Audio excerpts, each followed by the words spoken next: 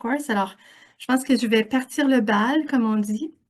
Alors, bonsoir. Merci beaucoup d'être avec nous pour cette rencontre portant sur le symposium Art et âme qui avait lieu en novembre à la Galerie d'art d'Ottawa. Thank you for joining us, everyone, for the HeARTcare Webinar.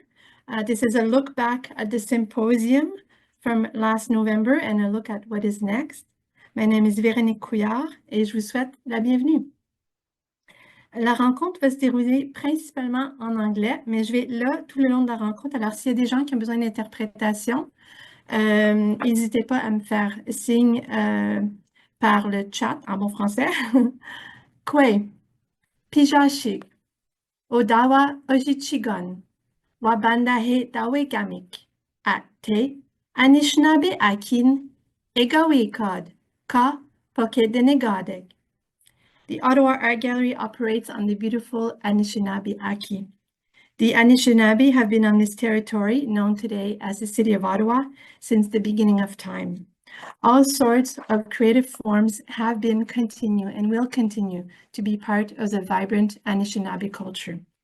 Je prends un moment pour saluer la nation Anishinaabe, car nous nous trouvons sur ces terres non cédées, qui a fourni à la culture de nombreuses sources d'inspiration, qui continue et continuera de le faire.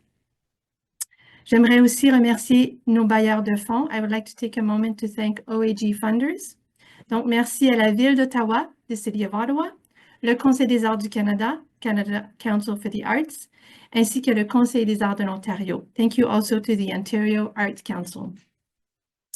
And now I'm ready to introduce our first speaker. Voici maintenant Alexandra Badzak, à la direction et chef de la direction de la GAO, Director and Chief Executive Officer of the OAG, Alexandra Badzak. Alex? Merci, Vero. Thank you, everyone, for joining us today. It's wonderful that so many of you who were a part of the symposium has come back so that we can continue the conversation with us. And hopefully we're reaching some new folks too. I think the real intention is, yes, we're going to walk through a reminder of what the symposium was all about, our HeARTcare Symposium that happened in November. We're going to talk a little bit about the origins of how we got there. We're going to talk about some of the results that we heard from our various panels and from the keynote, and then really start to summarize the group conversations that we had, what we were hearing. And that's really hopefully going to lead to a vibrant conversation with all of you as to, okay, this is what we've heard. We've summarized it in a particular way. Is it resonating? And ultimately, what are the gaps? And what I hope will come out of this is a bit of a roadmap for next steps. And of course, we'll be following that up with an individual kind of touch points so that we can understand what role, if any, you'd like to play within shaping the future of where we want to go in the intersection between art and health.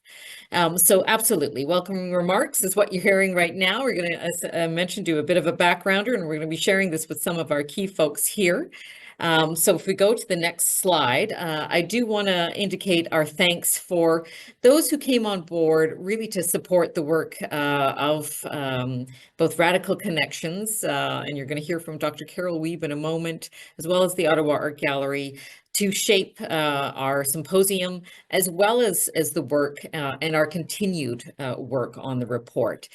So of course, always very thankful for North Star Foundation and the really important support that we've received from Jennifer Toby and Dr. Francois Auclair, as well as Ontario Trillium Foundation, who really provided the seed of foundation work to help us move this forward. I also want to acknowledge the team here that have been shaping the work that we do. You know, myself, yes, Carol, that you're going to hear from in a moment, as well as Michael, our manager for learning and engagement. Haley's in the background there doing all the great work for us. So you won't necessarily hear her, but you're going to see her managing things in the background, as well as some really great support that we've received from interns in all stages of the the symposium and throughout the report. And mentioning the report, I also want to do a big call out and thanks to Stephanie Nadeau. Stephanie used to work at the Ottawa Art Gallery and in fact really led us on this path with the intersections between art and health. And so I think she should feel a great deal of pride in where we're going, in the direction that we're taking things. But we're also so thankful for the work that she did independently for us in forming the report and leading the sort of discussions that we had at the symposium. Stephanie's moved on to great things, so couldn't sort of lead the facilitation of this website. So we're going to do as best as we can to kind of fill in with Stephanie's in Stephanie's shoes. So on that note, it's my great pleasure to introduce somebody who's just been such a great partner as we've moved forward on this work. Dr. Carol Wiebe and I have been having conversations about this for quite some time. And I think, Carol, you're going to tell a little bit about that story and how it led us to the symposium and the report. So Carol, over to you. Thank you, Alex. It's great to see everybody here today and to just remember the time that we had together and what we learned and what we heard from all of you back in November. So just to recap, this is a story I love. We were in the boardroom where I'm sitting right now, talking Radical Connections, myself and Jenny McMaster were talking with Alex and the team about an exhibit to highlight a project that Radical Connections was super excited about. Kim Kilpatrick, as a storyteller, was getting together with patients and staff and caregivers in the palliative care unit and helping them craft stories. And we knew that we were going to, the second phase of that project was to have visual arts and to have an exhibition. And we were planning in advance for when that would be and how that would look at the Ottawa Art Gallery.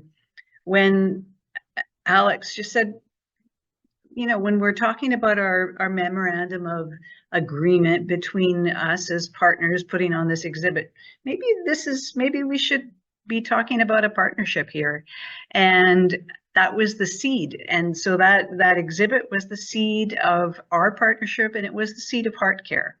And I loved that at HeARTcare itself, the exhibit was up in the hallway, and Kim and Rachel Gray put on, I think we were all tremendously moved by the presentation that they gave. And that project is still going on and still expanding. And so there's many research and academic implications for that work, but there's also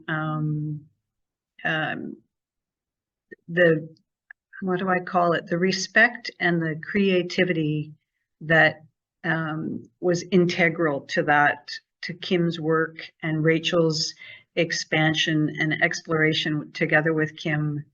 That's growing. That's growing too. So I'm very excited to harken back to how this all got started. Both OAG and Radical Connections harness the power of the arts to promote health and wellness and to build communities. And it really felt like HeARTcare was the beginning of building the arts and health community. We're not the first people doing arts and health in Canada, but it really felt like there was a need for us to come together and say, yeah, we are stronger together, and what can we do to make this work be this really important work? How can we communicate better between those of us that are doing it? How can we promote it? How can we get funded for it? How can we change policy so that it becomes a vital, accepted part of people's wellness and healthcare? So I know I'm preaching to the converted, so I'm not going to go too much further into that. We got the Trillium grant out of that partnership exploration, and that's really what paid for HeARTcare together with the funding from North Star. We heard from all of you at HeARTcare that there's an appetite to build this community, and we are now. It was also a partnership building for the two of us, the two organizations. So we now are a program arm at the Ottawa Art Gallery, Radical Connections at the Ottawa Art Gallery. I am so incredibly, what's the word? For me, every day I'm grateful, and I see that this is a really important step to make the work that we started as a very small organization. I now see it as sustainable and something that can build. So many thanks to the Ottawa Art Gallery, and thanks to all of you at HeARTcare. I think if we move on to the next slide, this advisory committee was pulled together organically. So there was the core group of us, Alex and Michael and Haley and myself, as well as Stephanie Nadeau. And then we thought, well, who else do we need here to make sure that everybody is represented? We wanted academic leaders. We wanted people who were part of healthcare, not healthcare, but organizations that were doing arts and health nationally. So, and we wanted representation from First Nations, from accessibility. So these folks, Dr. Francois Auclair and Jennifer Toby, they're a power couple, and they're philanthropists, and they've, through their work and through their own research, they were the people who suggested and got us Daisy Fancourt, who was such an amazing speaker. Sarah Delou was previous president for the Canadian Association for Health and Humanities, and is now leading Health Arts Research Council through UNBC, and has, through her work in both of those organizations, as well as her ongoing research and work as a writer, she's vital to the national stage. Her successor, Tracy Moniz, Dr. Tracy Moniz from Mount St. Vincent out east, another professor in communications and current president for the Canadian Association for Health and Humanities. They were vital to our steering committee. The other two national organizations that were represented through Charlotte Cumberbirch, who's musician and music therapist herself. She's working as artistic advisor to SAMS, the Société pour les Arts en Milieu de Santé in Quebec, and they're partnered with Concerts in Care across Canada, and to form a national umbrella of people that are bringing music and performing arts into healthcare spaces. Kim Kilpatrick is no stranger to all of you, and she was our accessibility consultant, and she herself is an artist working in healthcare spaces and on the national stage.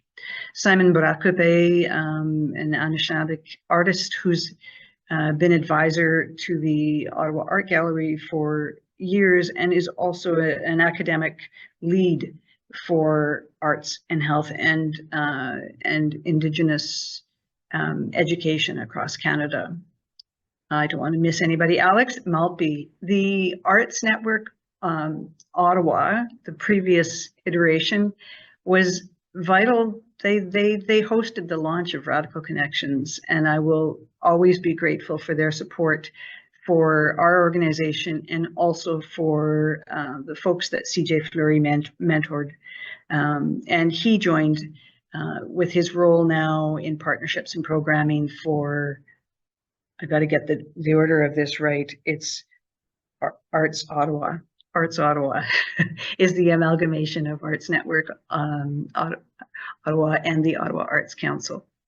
I think I've covered the folks, and that advisory committee, even though it was ad hoc and organic, they really provided valuable leadership of how we should be doing this at the inaugural HeARTcare. So many thanks to all of them. And this is when we had this wonderful celebration. I love the photos. I'm so glad we've got these photos to remember.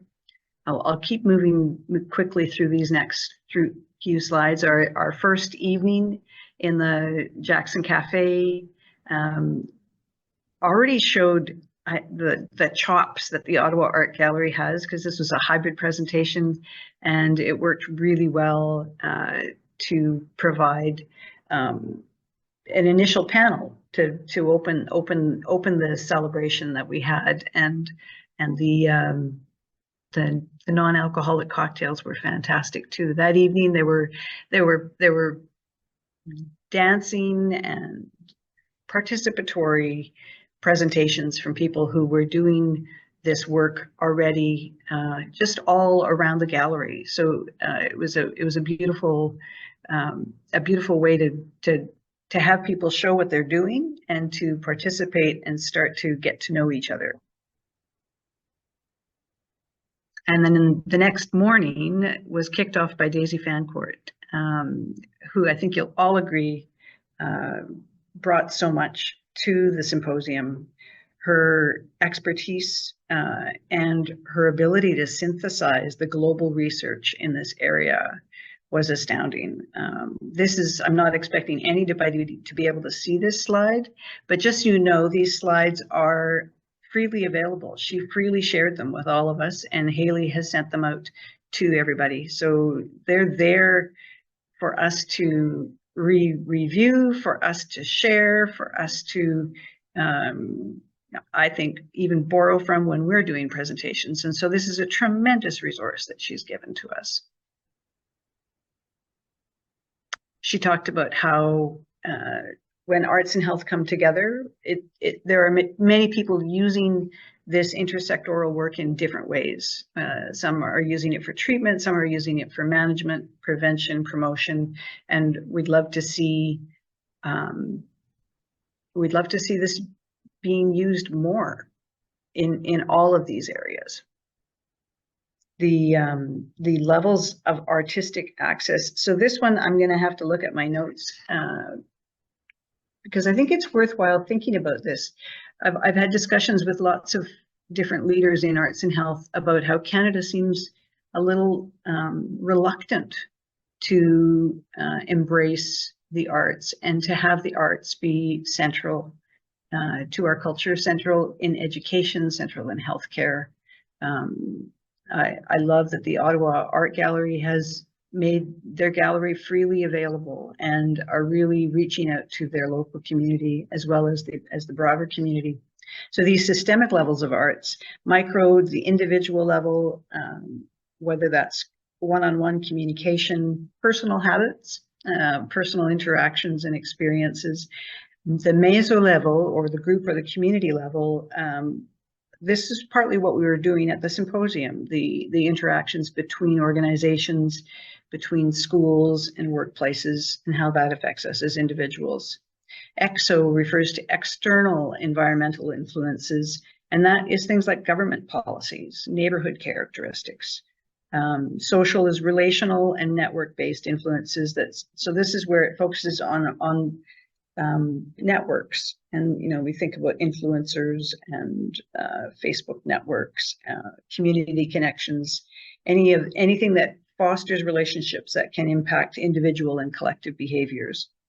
Macro is the societal or cultural level, which is really what I was talking about earlier, when in Canada it seems like we're a little bit behind other cultures in embracing the arts, and this is how do we influence that? How do we elevate and make it be a part of our cultural norms and national policies? Chrono, changes and influences over time, such as historical events, media trends, political shifts, and that is something I think we're seeing right now. I love the art that's coming out of Europe with the reactions to what's happening with politics in the States. Anyway, so next slide. This one, in addition to Daisy's presentation, we had brilliant presentations from so many people, and this is where a lot of us felt like, how come I haven't heard of this person before? And how come I didn't know this was going on before? We were told by our steering committee, make sure that everybody is able to see everything, even if it's short presentations. And so we did get a lot of short presentations. People rose to the challenge of the glockenspiel, and we heard from a lot of you, and it was rich.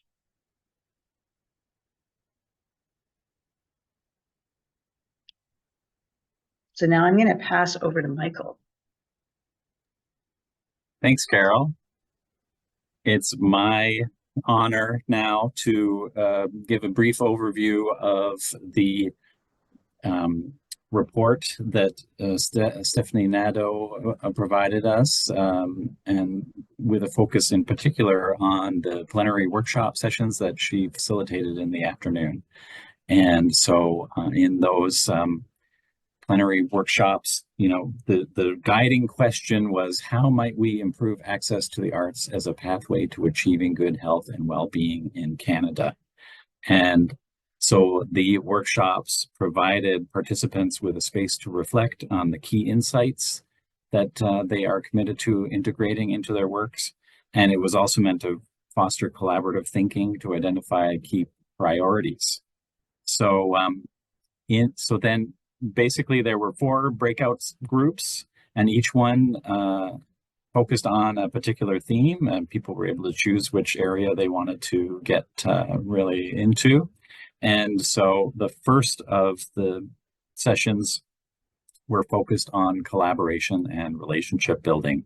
And so in that workshop, participants stressed the importance of breaking down silos, fostering partnerships, and building relationships across sectors to integrate arts and health.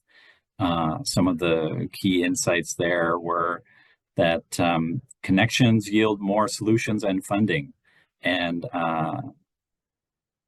that, you know, if we cast a wider net, we can engage the arts community in general. The second session was devoted to advocacy and valuing the arts. So a recurring theme here was the need to position the arts as essential to health and human well-being, and advocating to organizations, policymakers, and the public to recognize that.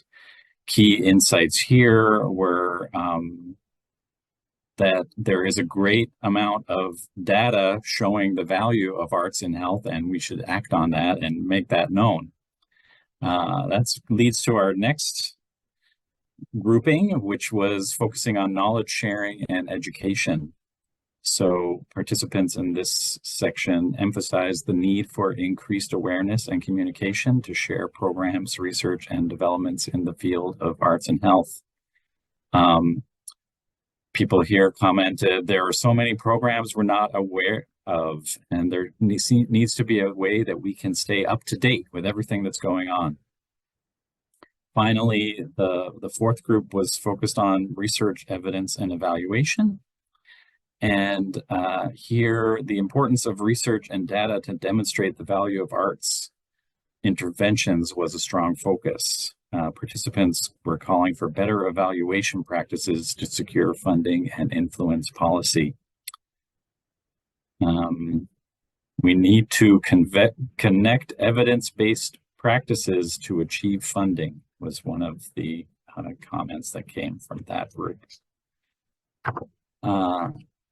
Ultimately, these groups identified gaps and challenges that we are hoping that we will be able to address with our roadmap that we're going to lay out a bit later.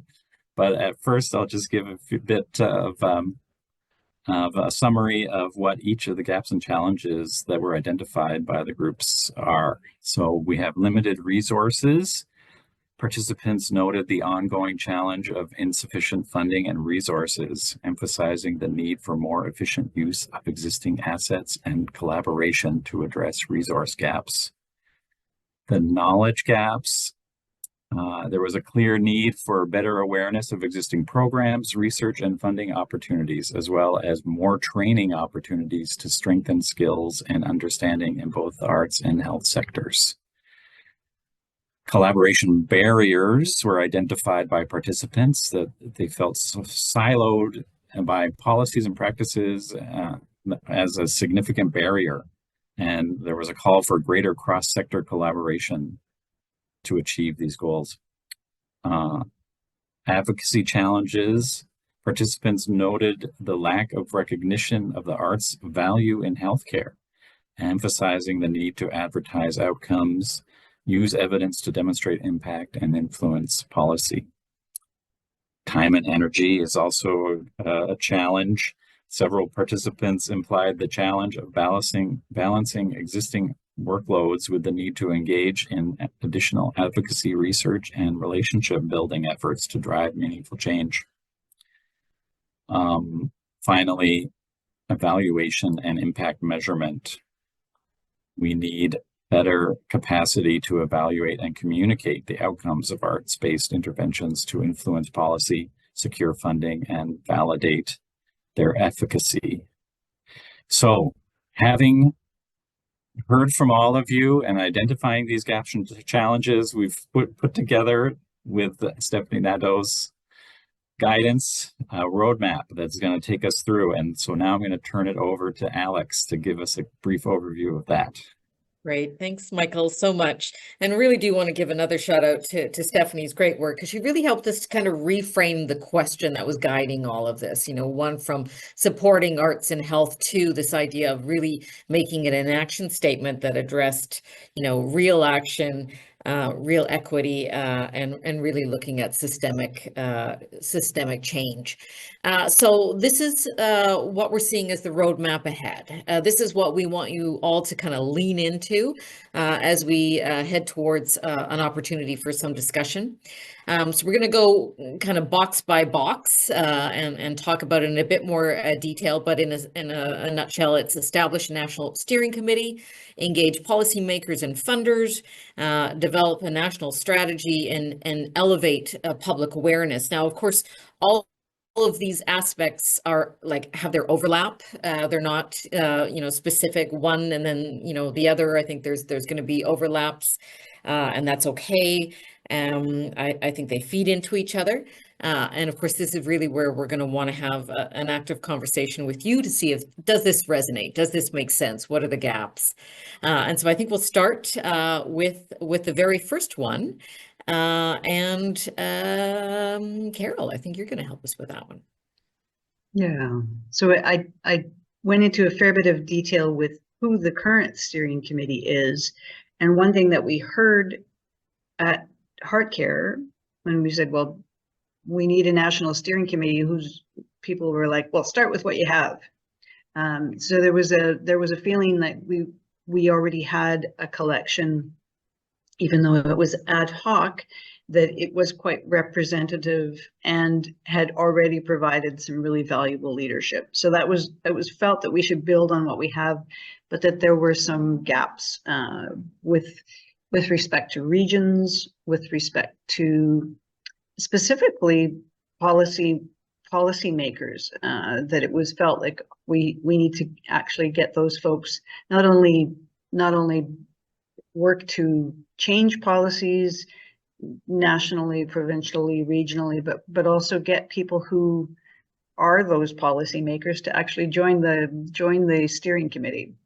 So that's an area where I think we actually still need to hear from all of you is who needs to be on this, who do we need to invite, and part of year one is actually figuring out what are the terms of reference. How does this committee establish who should be on it, how long they should be on it, how decisions are made.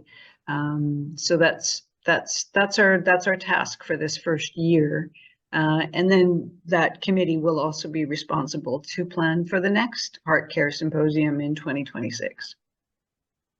I think I'm passing it back to you, Alex. That's it. Yeah, exactly. So the next kind of box that we're talking about is really that idea of engaging policymaker. Again, I think that was key feedback that we got from the symposium, that if we want to affect systemic change, we have to talk to the people who sit on some of the power structures. So obviously funding is one of them. So I think this is a real opportunity to build input, buy-in, and alignment with some of the key funding opportunities and policy priorities out there, and really ensuring that our efforts are kind of coordinated, that we're all singing from the same song sheet, and that we're really looking at those interconnected systems, and the key focus areas. And so, I think this is an opportunity in terms of early next steps is to get some of the key folks around the table and have a conversation with them, discuss some of the findings that we've seen, and get their input on kind of next steps and how they can help us move things forward. And I will say that there's some early work on this that's already afoot, so that's good news. Of course, as anybody who's done advocacy work, that having that one pager or that key policy document is fairly important to get that message out there. So I think this is a real opportunity to start pulling upon the incredible data that's already out there, and developing that into a compelling case for support. So that's going to be some of the work ahead. And I think I'm going over to the develop a national strategy. That's mine too. I think we clearly need to start defining the what. And that's, I think what we heard was really, let's start thinking of this in a large way, as a national strategy where we start to bring the intersections together and start developing some real actionable items. What are those outputs? What do we really want to do and measure, I guess is the best way to put it. And I think a key part of that is going to start to be recognizing, or in some cases establishing, some hubs to start helping us to establish and compile data and measure impact and really compile all of that amazing research that's out there.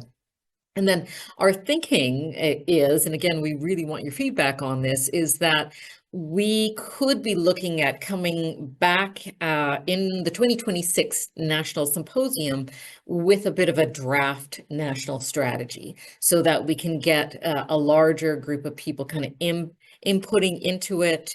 We can sort of see, is it resonating, again, much like we're doing right now, validating whether that's ringing true to folks. So I think what we understand very clearly is that the symposium that we plan for not this year, but next year, can't be a repeat of what we did in 2024. It really does need to be moving the needle and really moving things into action. So I think, Michael, you're going to talk about where we go after that. Yes, so I'm just going to share briefly with you all some of the things that we've been talking about here at the Ottawa Art Gallery around this aspect of the roadmap where we will be elevating public awareness. Of course, as you know, we have ongoing programs here at OAG focusing on arts and well-being, and we're connecting with many of you in the community who are doing similar work. And through those collaborations and putting that work out there in the public, we will definitely be doing our part to elevate public awareness, but maybe on a more localized level. And so we are, I think, obviously recognizing a need to go at a national or even international scope. And so you could see as the first bullet point there, the public education campaign. In terms of some of the conversations we've been having, Alex reminded us all of participation, and I think we saw a number of great parallels between the participation campaign and potentially something that we could initialize. There are so many echoes. We're kind of looking just at the history of participation, noting that ultimately, it was a government program that was launched to promote healthy living and physical fitness, and it was, also motivated by a need to, aid the healthcare system and battle exorbitant rising healthcare costs. This was something that was implemented by, essentially Trudeau government in 1972 with some direction provided by former Prime Minister Lester B. Pearson. So if anyone has anyone in mind, that we think we could share this, please let us know. That is on a very big thinking, but on a more local level, and from one of the workshops that I attended in our plenary afternoon there, one of the things that we landed on was a meetup of local practitioners interested, that we are calling now, after our symposium, HeARTcare Cafe, and hoping to have regular meetings with interested individuals wanting to continue the conversation. And so we are aiming to set one of those the initial HeARTcare Cafe up soon in the spring, late April, early May, and we thought we would have a special guest come for this meeting, Eileen Leo from the mission, and at that point in time, our Normie Kumiak show will be on view, and we can discuss some of the ways that we've been working with the mission with regards to this exhibition, because it's a very important connection for the two of us with this artist.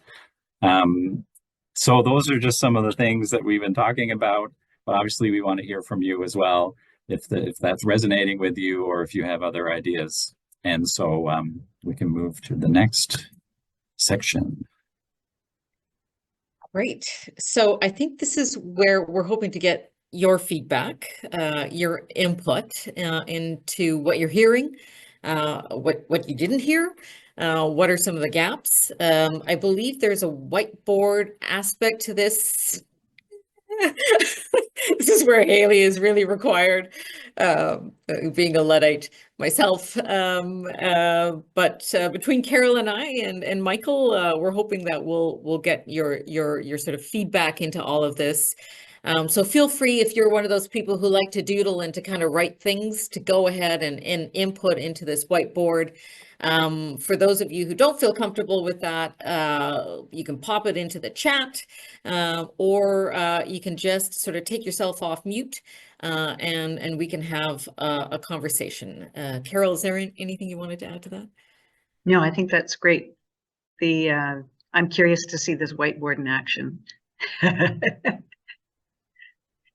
Yeah, so Kim's actually leading the way with raising your hand. That's what we request you to raise your hand before you take yourself off mute. Kim, do you want to go ahead? Yeah, I just from the accessibility police, I can't access the whiteboard. So if there's interesting stuff on the whiteboard, please, if people can read it, that would be great. I just had a couple of comments. I think this is all great. I think it's really amazing. I would love to see on a steering committee some representation from people who are receiving the services. So someone, who is getting the art. So because I felt in a sense there was some focus on, we're giving this art to these people, but we're not hearing from the people that are actually partaking in the art. So I think we need to really make sure that those people are represented in committees and in planning and things like that as well.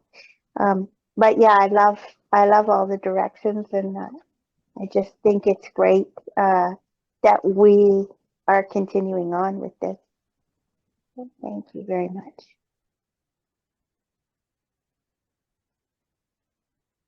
Thanks, Kim. You're the nicest police I ever know.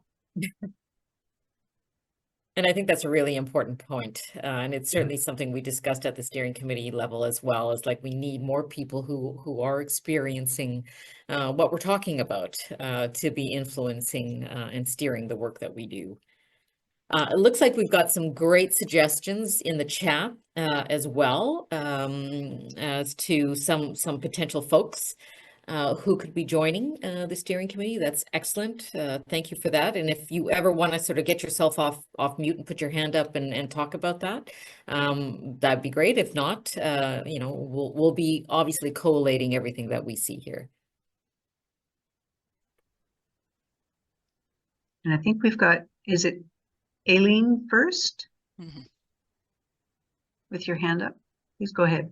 Thank you, Carol. I just wanted to revisit some of the things that came out, if my memory isn't more faulty than I think it is. I mean, I'm sufficiently ancient that I've participated in a number of these ideas of starting something new. I'm tremendously excited by this initiative because my background is actually in art, but again, that's 100 years ago. So, but I do really value the idea of drawing connections between unusual suspects. But the question is, how do we start and then how do we scale it up? So I remember talking to you, Alex, at our table, talking about something that we could start with a small local level.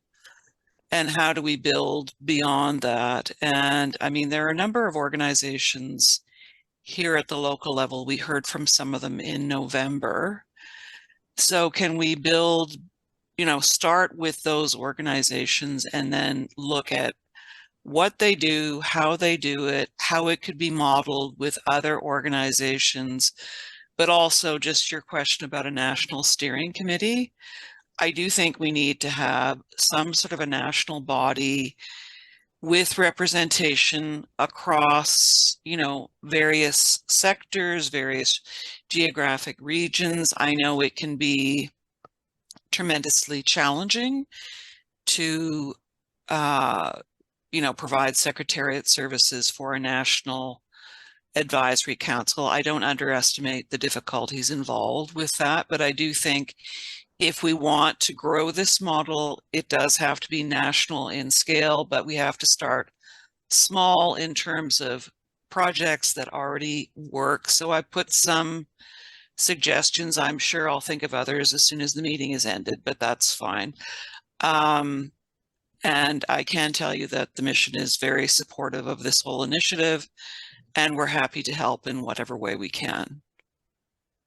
Thank you. I think it's really great to think through this at both the local and the national, the micro and the macro, because I think that's the way that we're going to go forward. And I think we've seen some really great examples lately, and it perhaps really came from COVID, where the egos are getting housed, and we're just starting to like dig in and start working together. And I think that's really fundamental. And it's not always necessarily the national organizations that need to take the lead. I think we're seeing some great leadership at the local level. I do think this idea of local modeling for, you know, that then can be repeated or moved elsewhere makes a lot of sense. I mean, you know, Carol and I had many conversations about why Ottawa? Why are we doing this work right now? And I guess we've come to the conclusion that, you know, Ottawa's a unique place. Often we've not really celebrated that sort of local, national aspect.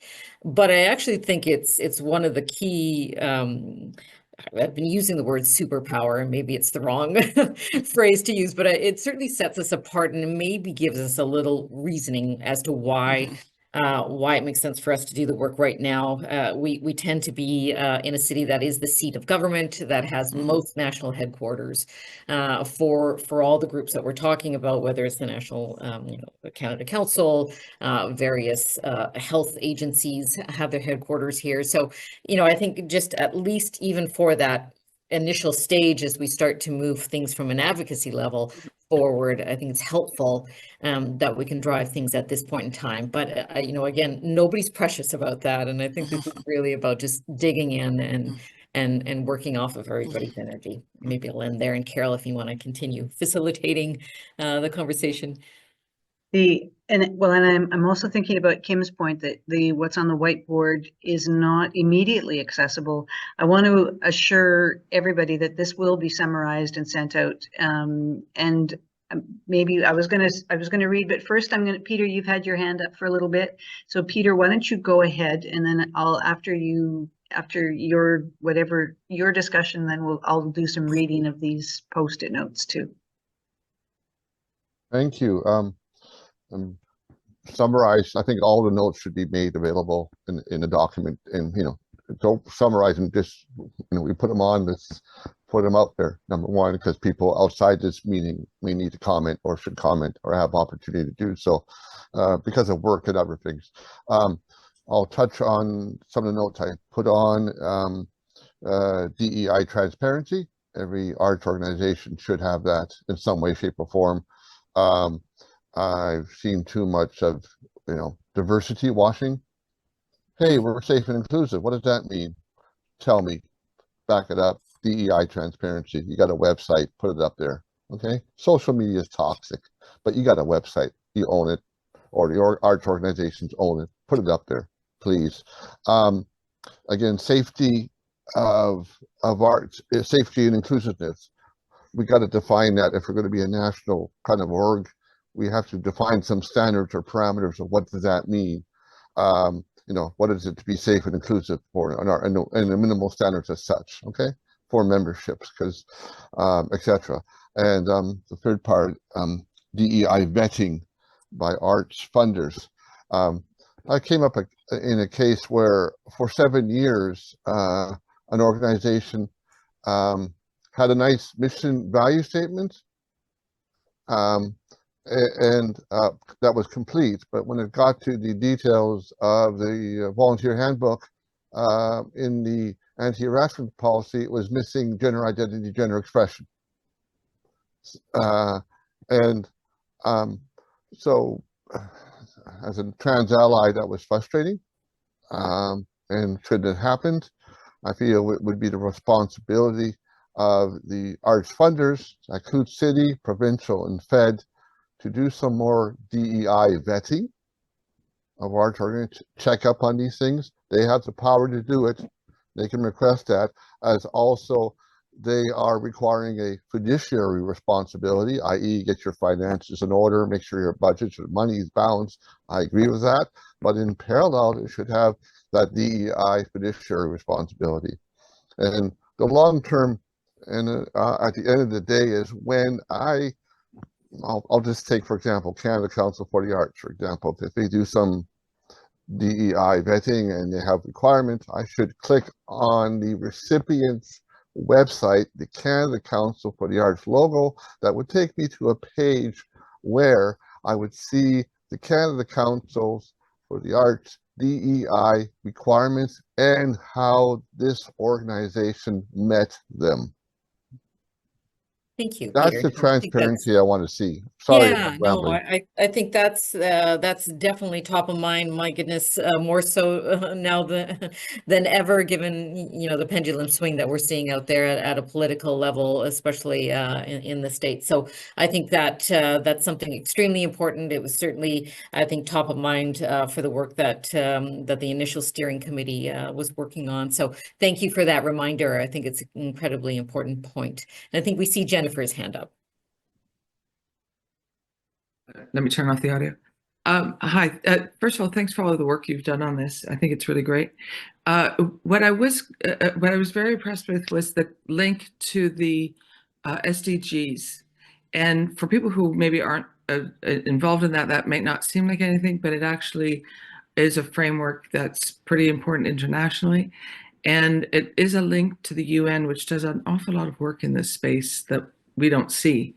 So, I mean, when you were talking earlier about the fact, why is Ottawa doing this at a national level? I actually think we should push the national side. And I think right now we're in a moment of patriotic exuberance, so let's feed on that. I think, though, that linking it to the SDGs, asking the question, and looking beyond our borders is a good way to get buy-in in Canada. Thanks. Carol, did you want to respond to that?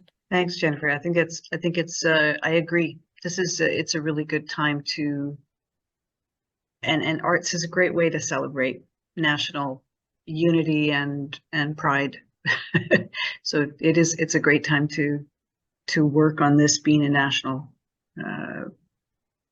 How do we foster? We did try with the steering committee to get representatives from both coasts, but we still need folks from the north. We still need folks from the prairies. I think ultimately we need to start with what we have. Yeah. And go from there. Yeah, I think that's true, and I think hooking into the work of the UN on this is extremely important. It elevates it to a global kind of conversation, and there's great work all around the world, and those can be our potential colleagues, and they have been our colleagues moving forward. And so we've got a lot to be able to lean on, I think.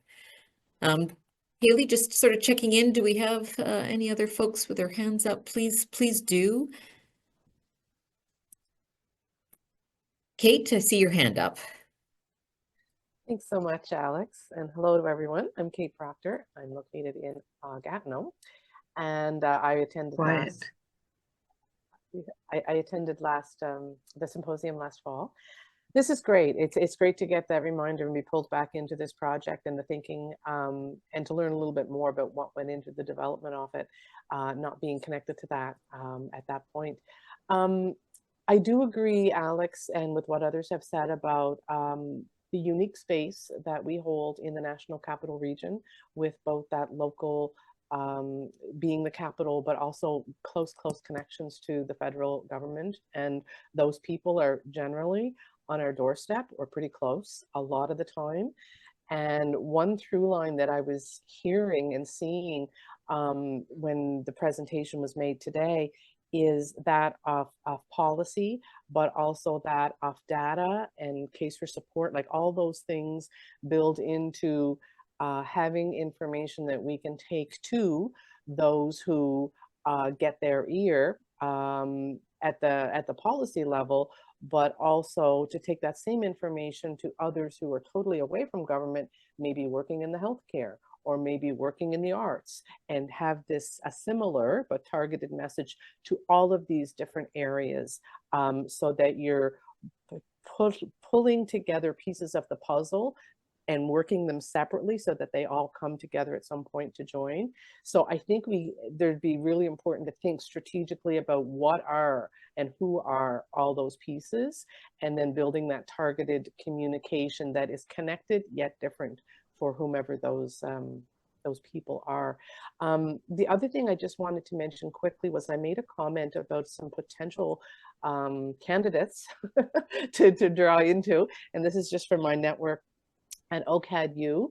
They've established last year a cultural policy hub, and the person who's running that is Kelly Wilhelm. She has a career at the federal level in government. She's been deputy minister for Canadian Heritage, etc. Anyway, she's a very smart person. I know her personally. She works out of Ottawa as well as Toronto, but she would be someone we would be really should consider talking to. They're doing a lot of great work right now. Also, I recently in the last year met someone who started the company called Compass Rose, and they're an advocacy group in Ottawa. And so they're a lobbyist to government, and they deal a lot with cultural work. So if we were looking to engage an actual lobbyist to be there and to push that message through, again, I have contacts to that company as well. Thank you, Kate. No, thank you very much. I think that's it. I think we need to just get started, because I think as the conversations start rolling, the more people that we talk to, sort of the network kind of grows from there. Deborah. I just think it's really important that and I'm sure that you have done a lot of this groundwork, but I've been in part of these groups since 2018. So there are a lot of people out there in many different ways doing these things, and none of us have time to be redundant. So it'd be important to take all this wonderful stuff and build on rather than start from scratch. 100% agree with that. I think that's why when we're thinking about the steering committee, we were trying to link as many of those kind of organizations together, so that we can, exactly, not repeat what's already been done, and kind of start building on those important, incredible foundations. Carol, I know you probably have some thoughts on that as well. Yeah, and the other thing, I mean, it's been great to get your suggestions in the chat as well. Aileen, you mentioned Dr. David Goldstein from CAMH, and the other important part that we want to make sure is represented is actually healthcare, which is, you know, taking a lesson from participation. You need the government, but you also need to make it's a blatant messaging that we can actually decrease healthcare funding by providing some funding for arts and placing it and social prescribing. So that's another area where, as Natasha has reminded us all, the Canadian Institute for Social Prescribing, there's a community of practice there, which is, you know, again, rather than reinventing the wheel, we could join and bolster that community of practice with this group. Exactly. So I'm looking that we have about 3 minutes left. We do want a minute just in the wrap up. So I guess I'm going to ask, are there any final thoughts or questions or comments that people would like to share with the group?